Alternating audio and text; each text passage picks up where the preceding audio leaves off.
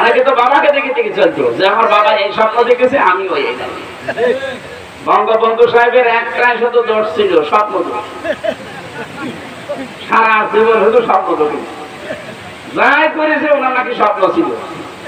এজন্য না কোনো দোষ আমরা পাই না, একটা দোষ ছিল। কি দোষ বলেন বলেন? স্বপ্ন দোষ ছিল। এই স্বপ্ন দোষটা যদি না থাকতো তাহলে আমাদের মনে হয় এত কিছু হতো না। এই স্বপ্ন দোষের কারণে বড় বড় মেগার নাম নিয়েছে, মেগা প্রজেক্টের নাম নিয়ে মেগা ডাকাতি করেছে। কালকে আমিরে জামাত ডক্টর শফিকুর রহমান হাফিজাহুল্লাহ উনি আমাদের কুষ্টিয়া ছিলেন। উনি বলছিলেন এই দেশে যত মেগা প্রকল্প চালু করেছে সব জায়গায় মেগা ডাকাতি করেছে। রূপপুর পারমাণবিক কেন্দ্র নাম শোনেননি? পাবনা, ওখান থেকে 61,000 কোটি টাকার উপরে মারিং কাটিং করেছে। এই স্বপ্ন দোষ হয়েছে যার তার ছোট মেয়ে। আল্লাহর ওলিরা দুইজন তো বানিয়েছে, খালি বড়টার নাম নেওয়া হয়। ছোটটা যে কত বড় ডাকাত ছিল, ছোটটার মেয়ের নামে এখন দোজকে অনুসন্ধান চলছে আমেরিকায়। বংশটাই সমস্যা। বংশ যেখানে যেখানে আছে চোর আর ডাকাত ছাড়া একটা ভালো বংশ পাচ্ছে। বাইরের দেশে যে চুরি করা লাগবে, এদেশের বদনাম হয়ে যাচ্ছে না? এক দেশ না হলে খাইব কি? খাইব কি? দেখি বলি, আল্লাহ বুঝি হয়েছে। আমরা না খেয়ে মরি। এই যে লোকটা চেহারার দিকে তাকান তো মনে হয় সারাদিন খাইনি, আর তাদের খাবারের কোনো অভাব নেই। আসি নাই কইছে ভিক্ষুক বলে দেশ নাই গা, একটা ভিক্ষু আর ভিক্ষা দিতারে না, কে লাগে এই ভিক্ষুক দিতারে না। আলহামদুলিল্লাহ ভাই, আপনি চেক করেন। আলহামদুলিল্লাহ খাইলে পরে দেখো মামা ভাঙতি নাই গা, সাইডে যায় মামা ভাঙতে নেই। আমার ভাইরা, আমি যে কথা বলার জন্য পর্যন্ত আসলাম, রাসূলকে শুধু ভালোবাসায় আলগা ভুয়া ভালোবাসা মেকি মহব্বত করা না, আমাদের অনুসরণের মাধ্যমে প্রমাণ দেওয়া লাগবে। নবীজি একেবারে যারা মিলাদ পড়ে খালি জিলাপি খান আর খেচুড়ি খান, মিলাদ বোঝেন? মিলাদ মানে কি? জন্ম। মিলাদ মানে কি? আপনার কি আছেন না চলে গেছেন? মিলাদ মানে কি বলেন তো? জন্মে নবীজি কি করেছিলেন? আপনি যে 63 দিন জন্মদিন পালন করেন, মিলাদুন নবী পালন করে কয় দিন? 63 দিন। জন্ম হতে কি 63 দিন লাগে? কয় দিন লাগে? 1-1.5 ঘন্টা লাগে, না 10 মিনিট 5 মিনিট লাগলো। আপনি এতদিন ধরে মিলাদ পড়ছেন, তার মিলাদের প্রথম শিক্ষা কি ছিল? সিরাত ইবনে হিশাম, হযরত হালিমাতুস সাদিয়া বলেন তাকে, আমি প্রথমে জন্মের পরে যে কোলে তুলে নিলাম, ডান স্তন দিলাম, তিনি পান করলেন, বাম স্তন দিলাম, তিনি মুখ বের করে নিলেন। 3বার লাগিয়েছি, 3বারই মুখ বের করে নিলেন। চোখের ইশারা দিয়ে যেন আমাকে বসাতে চায়, মা হালিমা জোর করে কেন? আমি জানি আমার ডান স্তন অধিকার, আমি তো পান করেছি। বাম স্তন এটা আমার অধিকার না, এটা আমার দুধ ভাই আব্দুল্লাহর অধিকার। আপনার তো একটা ছেলে আছে, তার খাওয়া লাগবে না? হে মা হালিমা, দুনিয়ায় আমি তো মানুষের হক নষ্ট করার জন্য আসি না, এসেছি ভাইয়ের হক ফিরিয়ে দেওয়ার জন্য। যে নবী মায়ের কোলে বসে ভাইয়ের হক ফিরিয়ে দেয়, আর সেই নবীর উম্মত এখন যত বড় হয় ভাইয়ের হক মারার জম হয়। এখানে কত ফেরেশতা বসে আছে যারা ভাইয়ের জমি ফাঁকি দিয়ে নিজের নামে জাল দলিল করে লিখে নিয়েছে। যারা শরীক ফাঁকি দিয়েছেন, ভাই হোক বোন হোক, ওই দিন থেকে আপনার যত ইবাদত বন্দেগী কবুল হওয়া বন্ধ হয়ে গেছে। আর 2 নাম্বার, আপনি যখন মরে যাবেন আপনি ঈমান পাবেন না, বেঈমান হয়ে মরবেন। এরকম কেউ আছেন? একটু হাত তোলেন তো। এলাকায় মনে হয় হাদিস বলানো ঠিক হইল না। সবই তো আল্লাহর ওলি বসে আছেন আপনারা নাকি? আলহামদুলিল্লাহ। যদি এরকম কেউ থাকেন, এই যে প্রধান অতিথি বলছিলেন না ডক্টর সাহেব, বান্দার হক কিন্তু গুরুত্বপূর্ণ। এটা কিয়ামতেও আল্লাহ আপনাকে মাফ করবে না, আগে তাকে দেওয়া লাগবে, তারপরে আপনি জান্নাত। অথচ আমার মনে হচ্ছে এই দেশে সবাই ধরাই খাবে এই বান্দার হক নষ্ট করার জন্য। আমি মনে করছেন আমার স্ত্রী, আমার মা বাবা, আমার বউ এরা খুব আরামে থাকবে, এই জন্য আমি চাচার জমি, ফুফুর জমি মেরে দিলাম। আরে ভাই, আপনার ওদেরকে আপনি সন্তুষ্ট করতে যে আরামে শান্তিতে রাখতে গিয়ে আপনার নিজের কপালে যে আগুন লাগালেন, আপনি টের পাচ্ছেন? কি হবে ওদের জন্য এসব করিয়ে? 3 পুরুষ পরে তো ওরা আপনাকে চেনবে না। আমার বাবার নাম রিয়াজউদ্দিন, তার বাবার নাম জাহান আলী, তার বাবার নাম নমাজ আলী, এরপরে আমি আর চিনি না। সত্যি কথা বলছি, 3 পুরুষের পরে আমার জানা নেই, আমি চিনিও না, তাদের নামও জানি না। এখন যদি নমাজ আলীর বাবা সর্বোচ্চ 60-61 বছর আগে মারা গেছে, উনি যদি এখন উঠে আসে, এসে বলে কুষ্টিয়ার এই 2 তলা বাড়ি আমার, এই ভিটা আমার, তো দাঁত মুখ তুলে ফেলবে না? লন্ডনে করার জায়গা পান না, কিসের নমাজ আলীর বাবাতে? আমি তো নমাজ আলীকে চিনি না। কথা বলেন না কেন? এটা আমি বলবো না, শুধু আমি একা, আপনারা বলছেন না? কার জন্য? আমার স্ত্রীর জন্য, আমার মেয়েদের জন্য, আমার মা বাবার জন্য, আমি ওদের শান্তিতে রাখার জন্য মানুষের হক ফাঁকি দেব, আমি উল্টা পাল্টা বাম হাতের ইনকাম করব, আমার মতো পাগল কেউ নেই। আমরা এই পাগলামি আর যেন সামনে না করি। অনেকে পাগলামি করছেন, পাগলামি করে কি করলেন? সাহেব পাড়া বানিয়েছিলেন মালয়েশিয়া, সেদিন গিয়েছিলাম, যে দেখি তালা মারা। জিজ্ঞাসা করলাম এই বাড়িগুলো, বলছে হুজুর বাংলাদেশের লোকে সাহেব পাড়া বানিয়েছে, বেগম পাড়া বানিয়েছে কানাডায়, আর একটা সাহেব পাড়া। কেউ থাকে না, শয়তানরা সব আছে মনে হয় বিভিন্ন হোটেলে, সব তালা লাগানো। যে হোটেলে ছিলাম সেখানেই নামি দেখি থাইল্যান্ডে, এরপরে মালয়েশিয়া, সিঙ্গাপুর, যেখানে যেখানে গেছি হোটেল থেকে নামলে দেখি যে শয়তান বসে চা খাচ্ছে। কি আপনারা? হুজুর আমরা আগে পালিয়েছি। কেন আপনাদের সে সাহেব পাড়া না, ওখানে গেলে মানুষ পিটকি মেরে থাকবে। কি করবেন আপনি কার জন্য? ভোগ করতে পারছেন না, আর ভোগ করার মতো লাইনও তো সামনে নেই। এদেশের মানুষ যেভাবে এখন ঐক্যবদ্ধ, যদি এভাবে থাকতে পারে, কিয়ামতের আগে এদেশে কোনো জালেম আর দায়িত্ব পাবে না। আমাদের যদি ঐক্যবদ্ধ না থাকতে পারি, কিন্তু আবার জালেমরা আবার মাথার উপরে কাঁঠাল ভেঙে খাবে। আমরা কি এটা দিতে চাই? বলুন। এই জন্য রসুলের খালি মিলাদ পড়ে কোরমা খেজুর খাওয়া, এই মিষ্টি খাওয়া, জিলাপি খাওয়ার দিন নেই এখন। এখন তার আদর্শ অনুসরণ করা লাগবে, জন্মদিন থেকে শুরু করে একেবারে ইন্তেকাল পর্যন্ত। কথা বোঝা গেছে না? তাহলে আপনার এই অনুসরণের মাধ্যমে আল্লাহ আপনাকে ভালোবাসবেন, ওয়াগফির লাকুম যুনুবাকুম, আপনার জীবনের অপরাধ মাফ করে দিবেন। এবার এখানে 2টা গুরুত্বপূর্ণ তথ্য বলছি। আমরা মনে হয় যারা আছেন শিক্ষিত মানুষ এইভাবে চিন্তা করেন, একটু দেখেন তো, এদিকে তাকান। আল্লাহ রাব্বুল আলামিন বলেন, কেউ যদি রাসূলকে অনুসরণ করা আরম্ভ করে, ইউহিব্বুকুমুল্লাহ, এটা মুজারি, বর্তমান ভবিষ্যৎ, প্রেজেন্ট ফিউচার। আল্লাহ আপনাকে ভালোবাসা আরম্ভ করবে। আপনি রাসূলের অনুসরণ এখনো আরম্ভ করেননি, আপনাকে আল্লাহ ভালোবাসা শুরু। কথা বলেন এখন করেন। তাহলে আপনি নিজের দিকে বা তাকিয়ে ভাবেন, এই দেশে বহু মানুষ আছে, আমরা দেখছি খালি আন্দাজে রাসূলের ভালোবাসা মহব্বতের কথা বলে, কিন্তু তার ভেতরে রাসূলের আদর্শ কোনোটা নেই। নবীজির আদর্শ ভুলণ্ঠিত হয়, নবীজির আদর্শ শিক্ষা ব্যবস্থায় নেই, বিচার ব্যবস্থায় নেই, অর্থনীতিতে নেই, বিয়ে শাদীতে নেই, কোন জায়গায় নবীর আদর্শ পাওয়া যায় না। আর আন্দাজে আগলা মহব্বত দেখায়। তাহলে আপনার দাবিতে আপনি নিজেই মিথ্যাবাদী। কথা বলেন না। রাসূলের অনুসরণ যখন আরম্ভ করবেন, তখন থেকে আপনাকে আল্লাহ ভালোবাসা শুরু করবে। কিশোরগঞ্জের ভাইরা মাথায় মগজ থাকলে একটা নিয়ে ভাবেন, এখন আমরা দেখতে পাচ্ছি অনেক বক্তা, অনেক পীর, অনেক আলেম, অনেক সাধারণ মানুষ, মুসলমান আল্লাহর ভালোবাসায় পাওয়া আরম্ভ করে। কারণ এখন তোমাদের অনুসরণ হয়নি। প্রশ্ন আসতে পারে, না আমার দাড়ি বড় বড়, আরে ভাই বা টাকা। রাসূলের অনুসরণ করা লাগবে কি আংশিক না পূর্ণাঙ্গ? আরো জোরে। মাথা থেকে পা পর্যন্ত, রান্নাঘর থেকে আন্তর্জাতিক জীবন পর্যন্ত পুরাটা জীবন আপনাকে অনুসরণ করা লাগবে, না আংশিক করলেই চলবে? আমাদের মতো অনেক মানুষ আংশিক করেছিল, তারা আল্লাহর ভালোবাসাও পায়নি, মাপও পায়নি, জান্নাতও পাবে না। আব্দুল্লাহ ইবনে উবাই এরকম আংশিক অনুসরণ ছিল। ওর দাড়ি ছিল রাসূলের মতো, ওর জুব্বা ছিল রাসূলের মতো, ওর পাগড়ি ছিল রাসূলের মতো, ও মেসাক করত রাসূলের মতো, কিন্তু বাস্তব জীবনে, রাজনৈতিক জীবনে ওর নেতা ছিল মুহাম্মদুর রাসূলুল্লাহ বাদ দিয়ে আবু সেহেল। বাংলাদেশে এরকম আব্দুল্লাহ ইবনে উবাইয়ের ভাইরা ভাই নেই? হ্যাঁ বলুন। যার শরীরের ভেতরে হয়তো ইসলাম আছে, পরিবারে ইসলাম আছে, সমাজে, রাষ্ট্রে জায়গাগুলো দেখলে তখন আর ইসলাম মানে না, তখন মানে সুদ ভিত্তিক অর্থনীতি। ব্যাংকিং ব্যবস্থায় যে ইবাদত আছে, অর্থনীতি, এটা যে ইবাদত অনেকে জানেই না।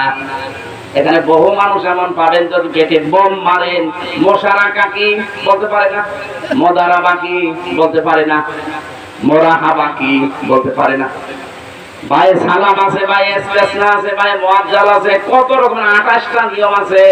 আপনি ইসলামী এটা একটা অর্থনীতি।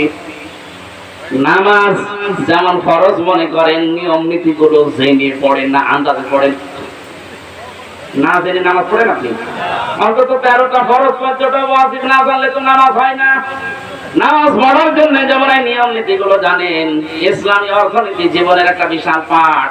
এটা যদি আপনি ইবাদত মনে করতে চান, এই 28টা 29টা নিয়ম আপনাকে কিন্তু জানা লাগবে। কথা বলছেন না? নবীজি নিজে মুদারাবা করেছিলেন। মুদারাবার কনসেপ্ট কি? একজন টাকা দেবে আর একজন শ্রম দেবে।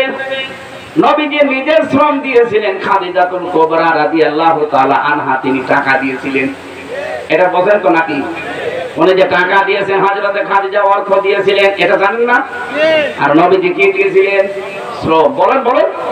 হ্যাঁ, কোন ব্যাংকিং ব্যবস্থা যদি এইটা করেন, আপনি টাকা দেবেন, সে শ্রম দিয়ে আপনার ওই টাকা খাটাবে, বিভিন্ন প্রতিষ্ঠানে খাটিয়ে সে টাকা থেকে টাকা উপায় করবে, এটা জায়েজ আছে। যদি ইসলামী ব্যাংক করে জায়েজ, যদি সোনালী ব্যাংক করে জায়েজ, যদি রূপালী ব্যাংক করে জায়েজ, যদি অগ্রণী ব্যাংক করে জায়েজ, যদি চৈতালি ব্যাংক, এটাও হবে। যত রকমের ব্যাংকিং ব্যবস্থা বাংলাদেশে আছে, আমরা দেখতে পাই যে না, ইসলামী ব্যাংক হয়তো শরীয়তের নিয়ম নীতিগুলো মেনে চলছে। 100% পারবে না যতদিন এই দেশে যাকাত ভিত্তিক অর্থনীতি রাষ্ট্রীয়ভাবে কায়েম না হবে। এদেশে যদি জিবরাইলও ব্যাংক খোলে, তাও তো ডাইরেক্ট ইনডাইরেক্ট সুদ খাওয়া লাগবে, আসলে উপায় নেই। এই যে আমার এই টুপিটা দেখতে ভালো লাগছে না, এই টুপির ভেতরে সুদ আছে। না, আপনি এত বড় হুজুর, এই টুপির ভেতরে সুদ আছে? হ্যাঁ আছে, কারণ এই টুপিটা যে ফ্যাক্টরি যে বানিয়েছে, ও ফ্যাক্টরির মালিক ব্যাংক থেকে কি নিয়েছে। এই দেশে যতদিন যাকাত ভিত্তিক অর্থনীতি রাষ্ট্রীয় ভাবে কায়েম না হবে, বাঁচা সম্ভব না, হয় ডাইরেক্ট না ইনডাইরেক্ট। রাসূলের অনুসরণ অর্থনীতিতে নেই, এই কথা বলছেন না? আপনি কি শুধু মনে করছেন মাথার টুপিটা রাসূলের মতো হলে হবে, দাড়ি হলে হবে, আর অর্থনীতি ও দুনিয়ার কাজ কে বলেছে? রাসূলের জীবনে অর্থনীতি ছিল না, সমাজনীতি ছিল না, রাজনীতি ছিল না, এগুলো দুনিয়ার কাজ মনে করে চলে যান। কোন কারণে? আপনার অনুসরণ হচ্ছে আংশিক। কি বলেন? আপনার পূর্ণাঙ্গ অনুসরণ হচ্ছে না। পূর্ণাঙ্গ না হলে আব্দুল্লাহ বিন উবাইয়ের মতো হবেন আপনি। আল্লাহ ভালোবাসাও পাবেন না, মাফ পাওয়া তো দূরের কথা, জান্নাত তো আরো দূরের কথা। এজন্য আমরা যতক্ষণ রাসূলের পূর্ণাঙ্গ অনুসরণের সিদ্ধান্ত নিয়ে মাঠে নামতে পারবেন, যে আমি আজকে থেকে মাথা থেকে শুরু করে একেবারে আন্তর্জাতিক জীবন পর্যন্ত পুরাটা রাসূল ছাড়া অন্য কাউকে মানি না, এমনকি খাবার খাওয়ার সময় রাসূলের সুন্নাত আমার সামনে থাকবে। এই খাবার খাওয়ার সময় কি 3টা ভাগ করা লাগবে পেটকে, 1 ভাগ খাবার, 1 ভাগ পানি, আর 1 ভাগ হজমের জন্য রেখে দেওয়া লাগবে। এটা অনেকে করে না, মরণের খাওয়া খায়, রুটি পর্যন্ত খেয়ে বলে খাবারের পরে মিষ্টি খাওয়ার জন্য তো মানে আরো খাওয়া চায়। এই জন্য বেশি বেশি যারা খায়, ওদের 2টা জিনিস দেখবেন বড় হয় খুব তাড়াতাড়ি, একটা পেট আর একটা মোষ। এত বড় বড় মোষ হয়, ও হাসে না কাঁদে বোঝা যায়। আর পেট হয় এত বড় বড় পেট, মহিলারা দেখে লজ্জা পায়, যা ছেলে মেয়ে হয় আমাদের, আরে পেট হয় কি পেট গো, আখেরি ঘড়ি কোলাকুলি করতে যাবেন, আপনি মুখ পাবেন না। এরকম পেটালা মানুষ নেই।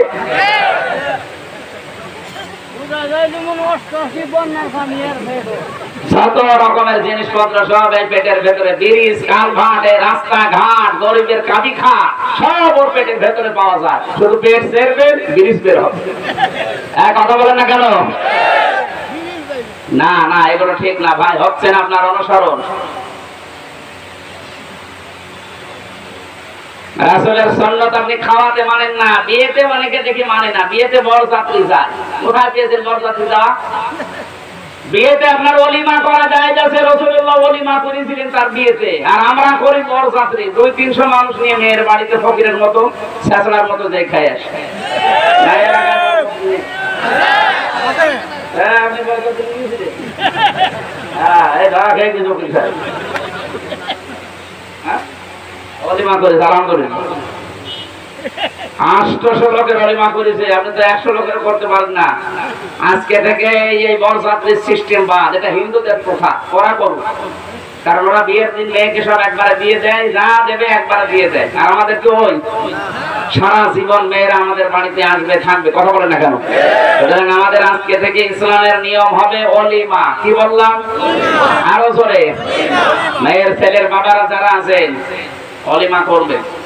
বারবার বলছে এই কারণে আমার ছেলে নেই তো, আমার তো বাঁচা থাকবে না। ভাই আমরা ইসলামের নিয়মটা বললাম, আশা করছি রাসূলের এখান থেকে শুরু করবে।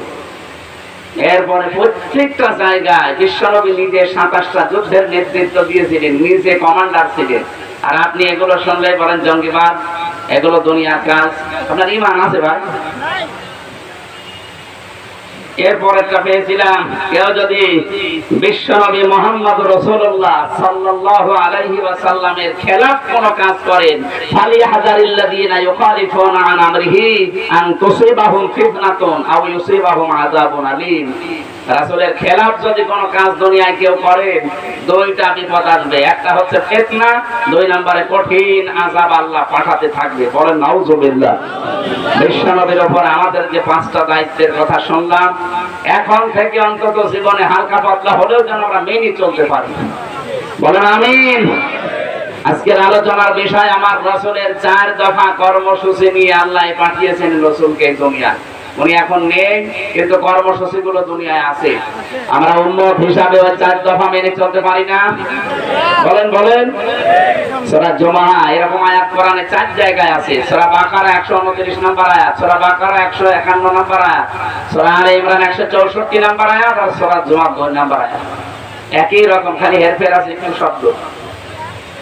আল্লাহ রাব্বুল আলামিন বলেন, ওয়াল্লাযী বা'আসা ফিল উম্মিয়িনা রাসূলাম মিনহুম ইয়াতলু আলাইহিম আয়াতিহি ওয়া ইউযাক্কিহিম ওয়া ইউআল্লিমুহুমুল কিতাবা ওয়াল হিকমা ওয়া ইন কানু মিন ক্বাবলু লাফি যালালিম মুবিন।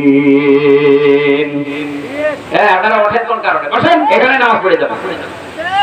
আমি জেলখানায় বসে তো অনেক কষ্ট পেয়েছিলাম। ওরা তো খাতা কলম দিত না, চুরি চুরি করে টাকা পয়সার অফার দিয়ে কারারক্ষীদের কাছ থেকে খাতা আর যে চিকন কলম, যেটা একেবারে চিকন, ওই শীর্ষের ভেতরে থাকে না, ওইটা 2-1টা ঢোকাতে পারতো পায়জামার ভেতর দিয়ে। ওরা ওইটা নিয়ে এসে দিত। আমি লিখেছিলাম দাম্পত্য জীবনে কলহ এবং তার সমাধান কি হবে। বাংলাদেশে বহু মানুষ জেল খাটছে পারিবারিক জীবনের কারণে। এখন যে লোকটা জেলে এখন ফাঁসি দেয়, ইলিয়াস, আগে তো এই নরসিংদীর ছিল একজন জল্লাদ, কি যেন শাহজাহান জল্লাদ। এখন যে লোকটা আছে তো চট্টগ্রামে বাড়ি, ও ফাঁসি দেয়, ও 30 বছর জেল। ও একদিন আমার কাছে এসে কাঁদছিল, কি হয়েছে ভাই? জীবনটা শেষ হয়ে গেল আমার এই বড় কারণ। আমি বিয়ে করেছিলাম, আমার মার সাথে বড় মিল নেই, শুধু ঠোকামুখি করে, একটু কিছু দিলেই রাগ করে। শেষে ওরা সংশোধনের জন্য একটা চড় দিলাম, ও ছাতা মুড়ি। এখন ওর মা বাবা মার্ডার মামলা দিল। এই যে আমি আজ 30 বছর জেল খাটতেছি, 30 বছর আমার জেলে থাকা লাগবে। এই একটা করে ফাঁসি দেন, 4 মাস করে সরকার আমার মাফ করে দেয়। এই জন্য আমি ফাঁসির দায়িত্বটা নিয়েছি, যেন তাড়াতাড়ি বের হতে পারে। অথচ ওনার কাজ কি খুব বড় কাজ, বউকে সংশোধনের জন্য একটা থাপ্পড় দিয়েছিল। এই জন্য পারিবারিক জীবনে কি সমস্যা মানুষের আর সমাধান করা লাগবে কি দিয়ে আমি দেখে দেখে লিখেছি। ও যে সাদা গাড়ি আছে আপনার মেয়ের জন্য বউর জন্য নিয়ে যাবেন, পুরাটা পড়াবেন, আশা করছি পারিবারিক জীবনে শান্তি আসবে। অনেকগুলো প্রায় 8টা বই লিখেছিলাম, ভেতরে 2টা আর বাইরে 6টা, ওখানে হয়তো 3-4টা আছে। যে যেটা পারেন মেয়ে যেটা নিয়ে যাবেন। আর ছেলেদের জন্য একটা আছে যে স্বামীর কর্তব্য কি এবং এটা সমাধান কি করে করা যায়।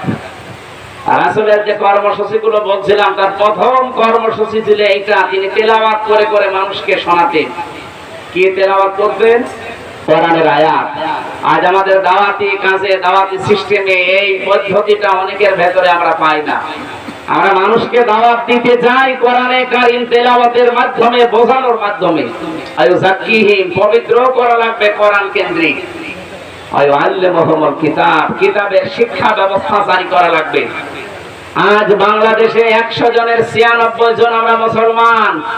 এদেশের মুসলমানদের টাকা দিয়ে শিক্ষা ব্যবস্থায় কত বানানো নিয়ম নীতি এই জালেমরা চালু করেছিল, সব আমার মনে হয় এখন আস্তে আস্তে উঠে যাবে। আমাদের কোরআনে কারিম 100 মার্কের আমরা 1 থেকে মাস্টার্স পর্যন্ত চাই। কথা বলুন।